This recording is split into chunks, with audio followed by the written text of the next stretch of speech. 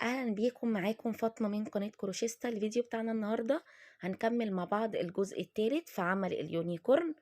خلصنا اول جزء وتاني جزء، عملت معاكم الرجل وطريقه التشبيك، طلعنا بالجسم وقفلناه والرقبه، وخلصنا مع بعض الودان والقرون بتاعه اليونيكورن. النهارده ان شاء الله انا هكمل الوش واعمل بقيه الاجزاء مع التركيب. اتمنى ان شاء الله ان الشرح يكون سهل عليكم ويعجبكم، واتمنى كمان ان انتوا تدعموا لي الفيديو ده بلايك وتعليق تحت الفيديو ايه رايك في اليونيكورن. ولو انت اول مره تشوفي القناه بتاعتي تشتركي في القناه وتفعلي الجرس علشان يوصلك كل جديد. نبدا بقى ونسمي بسم الله. اول حاجه هنفذها الراس. هعمل دايره سحريه، وجوه الدايره السحريه هطلع بارتفاع سلسله، وهحط جوه الدايره السحريه دي غرز حشو. هشتغل 1 2 3 4 5 6 حشو.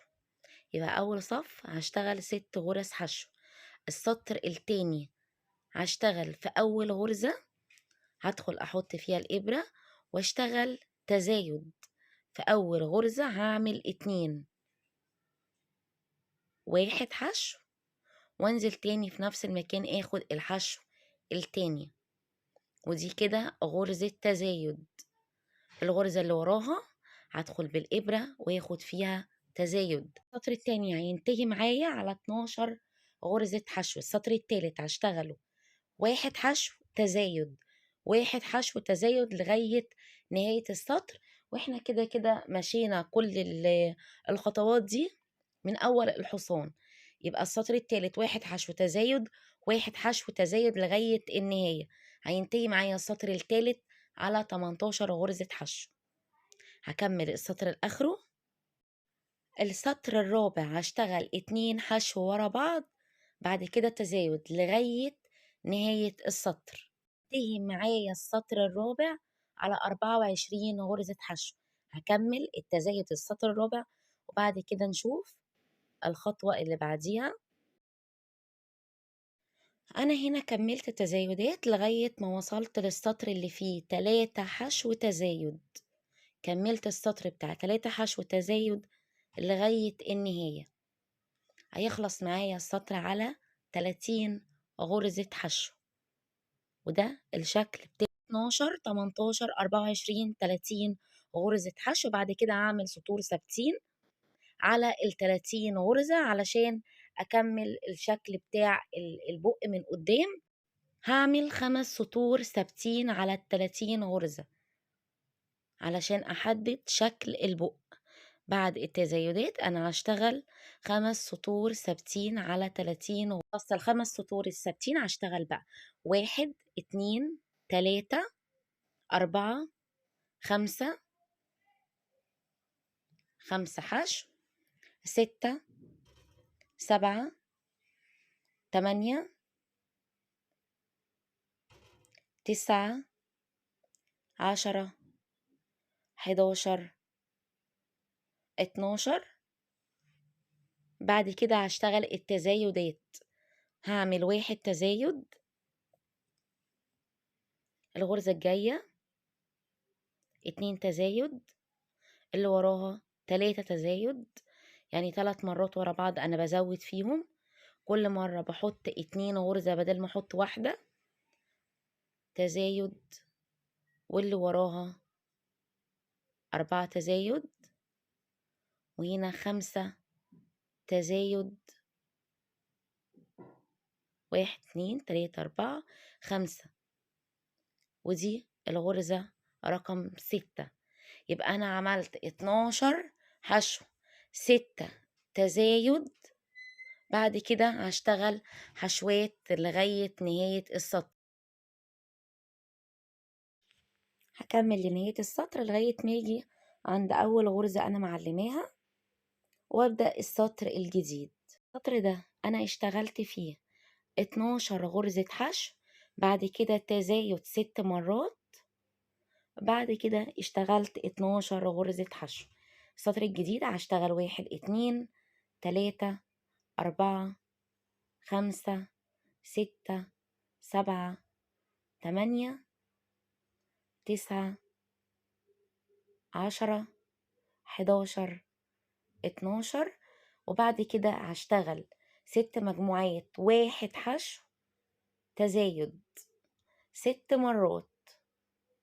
1 حشو تزايد هكررها 6 مرات.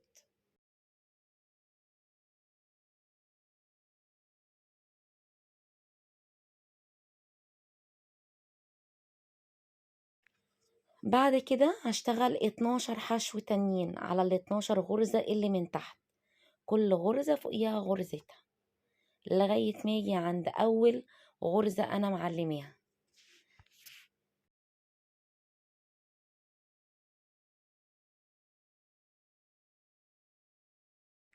كده خلاص أنا خلصت السطر. هبدأ السطر الجديد. 1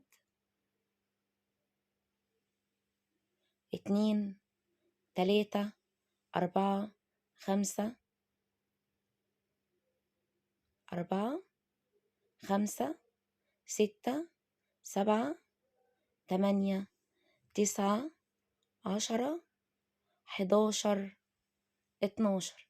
جيت عند التزايدات اللي تحت هشتغل 1 حشو 2 حشو، والغرزة اللي جاية هحط فيها تزايد 1 حشو 2 حشو تزايد. هشتغلهم 6 مرات، يعني المجموعة دي هشتغلها 6 مرات. وبعد ما اخلص التزايدات كلها هتبقى في منطقة واحدة. هشتغل بعد 2 حشو تزايد 6 مرات، هشتغل ال 12 غرزة لغاية ما اوصل لغرزة البداية.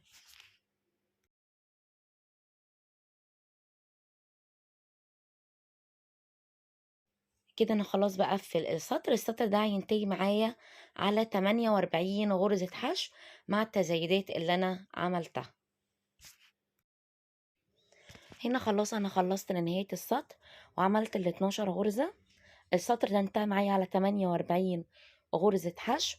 ابتداء من السطر الجاي انا هبدأ اشتغل سطور ثابتة، كل سطر على 48 غرزة هشتغل 20 سطر ثابتين على 48 غرزة كل سطر. هنا أنا اشتغلت سطور الثبات خلاص. ابتداء من السطر اللي بعد سطور الثبات أنا هبدأ التناقصات علشان أقفل الراس بتاعتي. أنا اشتغلت 20 سطر ثابتين على كل سطر فيهم 48 غرزة حشو. ابتداء من السطر ده هبدأ أعمل التناقص. أول غرزة هشتغلها تناقص في السطر الجديد. أخدت أول واحدة تناقص، بعد كده هشتغل حشو 1 حشو 2 3 4 5 6. كده أنا اشتغلت تناقص 6 حشو. بعد كده هشتغل تناقص تاني ووراها 6 حشو. 1 2 3 4 5 6. وبعد كده غرزة تناقص هشتغل تناقص 6 حشو 6 مرات لغاية نهاية السطر. 6 مرات هكمل بقية السطر وبعد كده نشوف السطر اللي جاي. هنا انا خلاص خلصت واخر حاجة معايا كانوا 6 غرز حشو. السطر الجديد هيبدأ من اول الغرزة اللي تحت اللي كان فيها تناقص، هشتغل فوقيها 1 حشو، واللي بعديها 2 حشو 3 حشو 4 حشو 5 حشو، وبعد ال5 حشو تناقص. كده انا عملت 5 غرز حشو ورا بعض، بعد كده تناقص. بعد كده هشتغل 5 غرز حشو تانيين ووراهم تناقص. هكمل لنهاية السطر كله 5 حشو تناقص.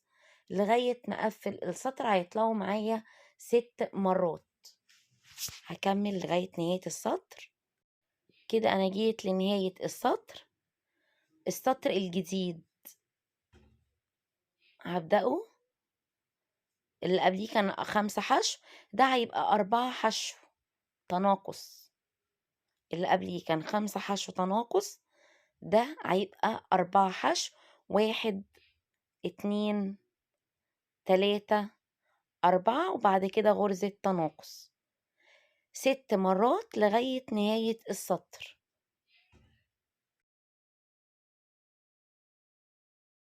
هنا خلاص أنا خلصت السطر بتاعي. هبدأ أشتغل سطر التناقص الجديد. هعمل 3 غرز حشو، بعد كده تناقص 6 مرات. هشتغل 1 2 3، وبعد كده أعمل غرزة تناقص.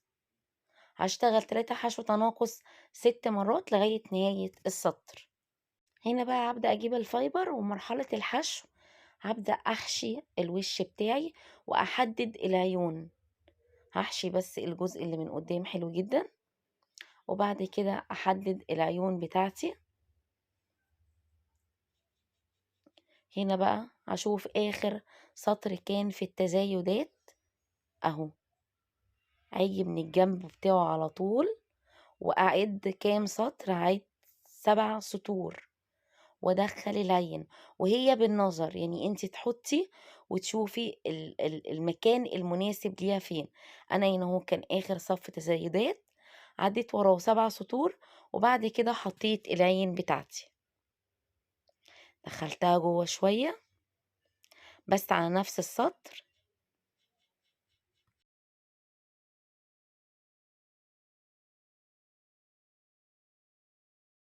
بعد ما قفلت تركيب العيون هبدأ تاني ان انا احشي الفايبر بتاعي كويس عشان اقفل الروز بتاعتي واكمل التناقصات. اخر سطر انا كنت ماشياه كان 3 حشو تناقص. السطر ده هيبقى 2 حشو 1 2، وبعد كده هعمل تناقص لغاية النهاية 1 2، وبعد كده تناقص. هكمل السطر اخره.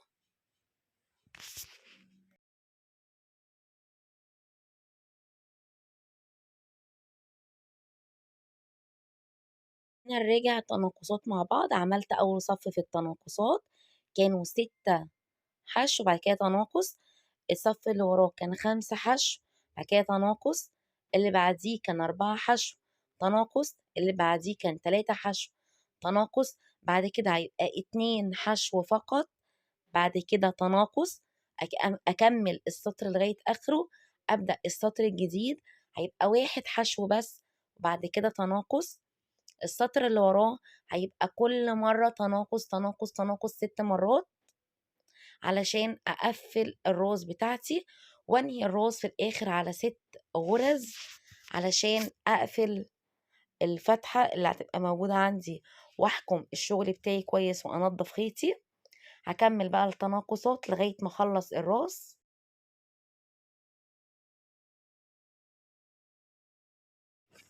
هنا بقى خلاص أنا بقفل الراس بتاعتي، وهقطع خيط طويل هخليه في الآخر علشان أثبت منه الأجزاء. الخطوة اللي أنا هنفذها دلوقتي هعمل الشكل الحلزوني. الشكل الحلزوني ده للتزيين، هحتاج منه للديل وهحتاج منه اللي هيتحط في الراس في ورا القرن. هعمل سلسال يكون مناسب للطول من أول الراس من فوق لغاية آخر الرقبة حسب المقاس اللي انتي عاملاه لليونيكورن بتاعك. هعمل سلسال طويل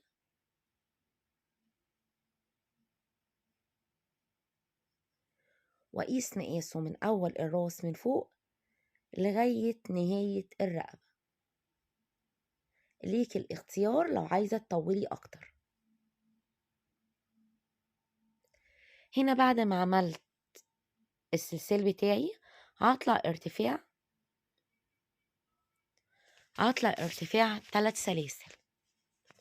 ابتداء من السلسلة الرابعة هدخل الإبرة واخد غرزة عمود بلفة. في نفس المكان تاني هنزل الإبرة واخد عمود تاني بلفة.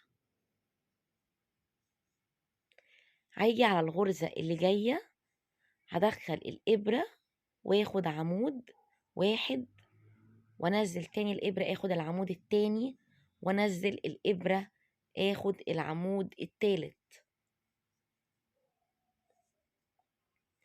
الغرزة اللي جاية هدخل الإبرة واخد واحد عمود اتنين عمود تلاتة عمود في نفس المكان. الغرزة اللي جاية بدخل فيها الإبرة واشتغل 3 عمدان في نفس المكان، 1 2 3. كل سلسلة من اللي عندي من اللي أنا اشتغلتهم هشتغل جواها 3 عمدان. أنا بعمل تزايدات علشان يديني الشكل الحلزوني. هفضل ماشية لنهاية السطر، كل غرزة سلسلة هدخل فيها اخد 3 أعمدة لغاية ما اخلص لغاية النهاية.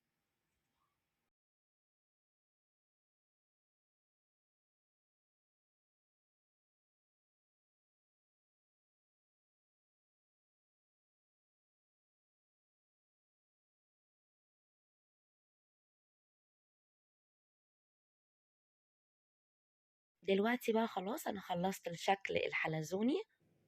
الاجزاء بتاعتي خلصت الراس، خلصت الجناح، عملت 2 ودن وعملت قرن، وكمان الشكل الحلزوني انا استخدمت منه 5 درجات من الالوان. وهنا بقى معايا الجسم بتاع اليونيكورن. الخطوة اللي جاية انا هبدأ في خياطة الاجزاء بتاعتي. اول حاجة انا هركب الجناح. انا عاملة جناح واحد وبنفس الفتلة اللي انا عاملة منها الجناح هبدأ اللي انا اخيطه في الحصان بتاعي.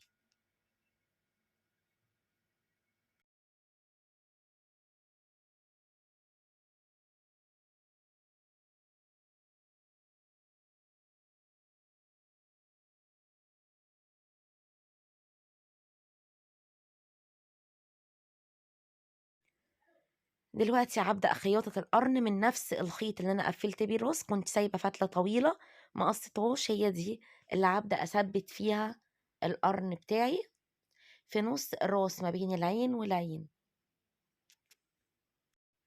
وهنا من نفس الخيط لان انا كده كده كنت عاملاه طويل هبدأ اثبت الودان يمين وشمال.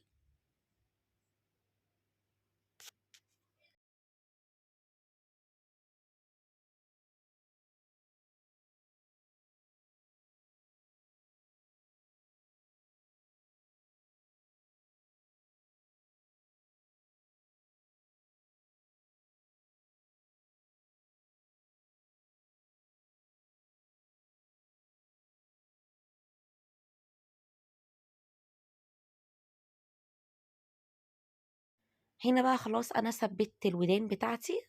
الخطوة اللي بعد كده هثبت الشكل الحلزوني ورا القرن على طول. هجيب شكل شكل وهبدأ اللي انا اخيطه بنفس لون الخيط علشان اثبته في الراس. انا محضرة للراس 4 الوان.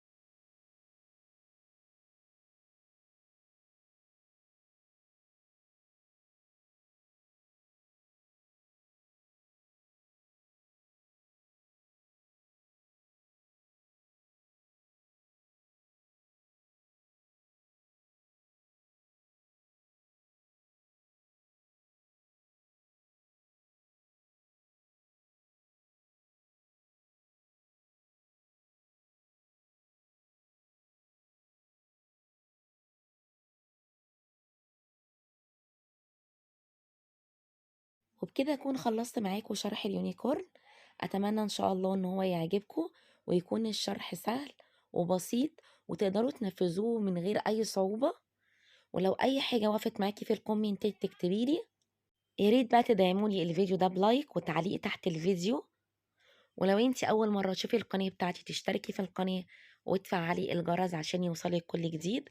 وبأمر اللي نازل بعد اليونيكورن طريقة عمل نمر، وإن شاء الله برضه هتعجبكم بطريقة سهلة ومبسطة